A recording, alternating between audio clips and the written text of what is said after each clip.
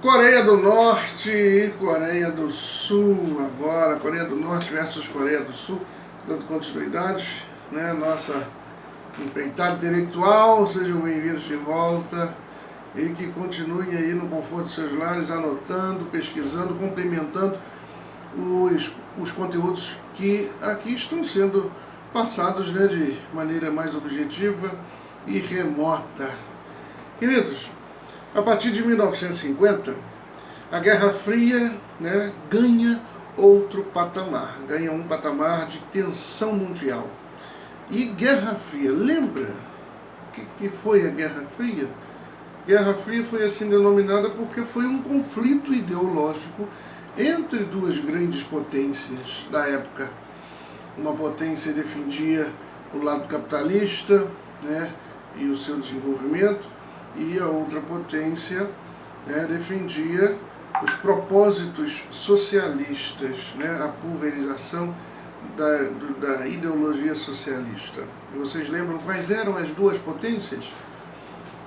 Estados Unidos da América, né, e o seu grupo, e o URSS, ou União Soviética. Esse termo URSS era conhecido como União das Repúblicas Socialistas Soviéticas. Lembra disso? Então, a partir de 1950, a Guerra Fria ela ganha um patamar de tensão mundial, né, se caracterizando com a Guerra das Coreias, né, que foi de 1950 até 1953. Durante o fim da Segunda Guerra Mundial, a Coreia, ocupada pelo Japão, foi dividida em Norte e Sul, sendo suas áreas de influência soviética e estadunidense, respectivamente. Então, a Coreia, né, do Norte, ela estava sob influência soviética e a Coreia do Sul estava sob influência dos norte-americanos. Em 1948, essas áreas se tornaram países. Essas áreas, a Coreia, que era ocupada pelo Japão, né, que posteriormente foi dividida em do Norte e do Sul, elas tornaram-se países a partir de 1948. Nesse sentido, foi criada uma linha imaginária, tendo como ponto de referência o paralelo 38. Nenhum dos dois países poderia ultrapassar para o outro lado deste limite. Porém, as tropas da Coreia do Norte, com o apoio da vizinha China, avançaram para além do paralelo 38 na Coreia do Sul. Em contrapartida, os Estados Unidos, a fim de evitar o avanço norte-coreano, enviaram tropas reforçadas com o auxílio da ONU, que é a Organização das Nações Unidas, que eram comandadas pelo general Douglas MacArthur, iniciando assim o conflito entre as duas Coreias. Em 1953, o conflito entre as Coreias do Norte e do Sul perde a força, né, e se concentra no paralelo 38, com a assinatura do Armistício de Panmunjom. Armistício de Panmunjom. Esse acordo, armistício de Panmunjom, confirmava a mesma divisão observada em 1948. Aí, nós, é interessante, né, que você pesquise e complemente os seus estudos com a evolução da Guerra das Coreias. Hoje, qual é a capital da Coreia do Norte? Pyongyang, você lembra desse nome? E a capital da Coreia do Sul, Seul, né? Aí, ó, tem aí a evolução da Guerra da Coreia, né? E em maio de 1950, com o fim da Segunda Guerra, Estados Unidos e União Soviética dividem a Coreia no paralelo 38, lembra?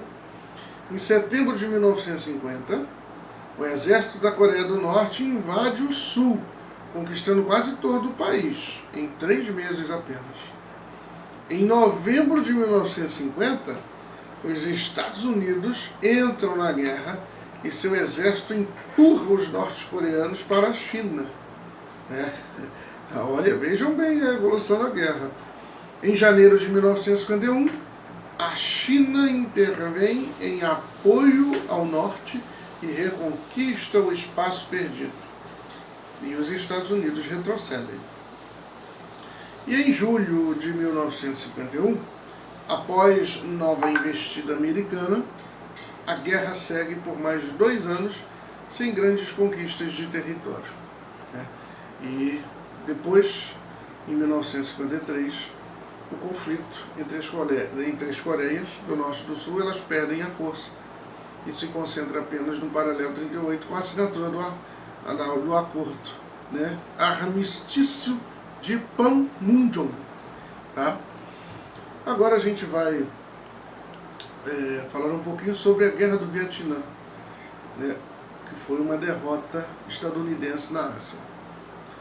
A Guerra do Vietnã foi marcada, foi um conflito armado, a Guerra do Vietnã foi um conflito armado que começou, sabem quem é? Anote aí, Guerra do Vietnã foi um conflito armado que começou em 1959. Ocorreu em territórios do Vietnã do Norte, Vietnã do Sul, Laos e Camboja. Esta guerra está enquadrada no contexto histórico da Guerra Fria, tendo a sua causa na relação tensa entre os dois Vietnãs, Vietnã do Sul e Vietnã do Norte, em função das divergências políticas e também divergências ideológicas. No ano de 1959, os Vietcongs, quem eram os Vietcongs? Eram os guerrilheiros. Os Vietcongs, com o apoio de Ho Chi Minh e dos soviéticos, atacaram uma base estadunidense no Vietnã do Sul. No período de 1959 até 1964, o conflito restringiu-se apenas ao Vietnã do Norte e do Sul, embora houvesse um auxílio indireto por parte dos Estados Unidos e da União Soviética. Em 1964, os Estados Unidos entraram diretamente no conflito, enviando armamentos de guerra e soldados para a frente de batalha. Os soldados norte-americanos nobres, eles sofreram em um território marcado por florestas tropicais e grande quantidade de chuvas, enquanto os Vietcongs utilizaram táticas de guerra e estratégias bem pensadas em seu favor, definindo assim os rumos dos acontecimentos posteriores. No fim, a população dos Estados Unidos, através de um movimento pacifista, pedia o fim dos conflitos que tinha deixado milhares de soldados mortos. Sem o apoio popular e com derrotas seguidas, o governo norte-americano aceita o Acordo de Paris, cessando fogo em 1973. E em 1975, os soldados americanos deixam o Vietnã, consolidando a vitória do lado socialista no Vietnã do Norte. Ok? Então, tem uma foto marcante, eu quero que você busque na internet. Coloque aí, foto do conflito do Vietnã, onde as crianças correm fugindo dos efeitos das bombas químicas. Aí tem uma garotinha correndo pelada, tadinha, porque o corpo dela estava todo ardido por conta dos efeitos das bombas químicas que foram atiradas na região. E essa senhora, até o atual momento, é viva e faz palestras no mundo todo. Eu gostaria que vocês pesquisassem e complementassem mais o conhecimento, caso você queira mergulhar especificamente neste assunto, Guerra do Vietnã, tá? Então, um grande abraço, sucesso e realizem as atividades, façam as observações, as pesquisas, as tarefas semanais e nos vemos em breve.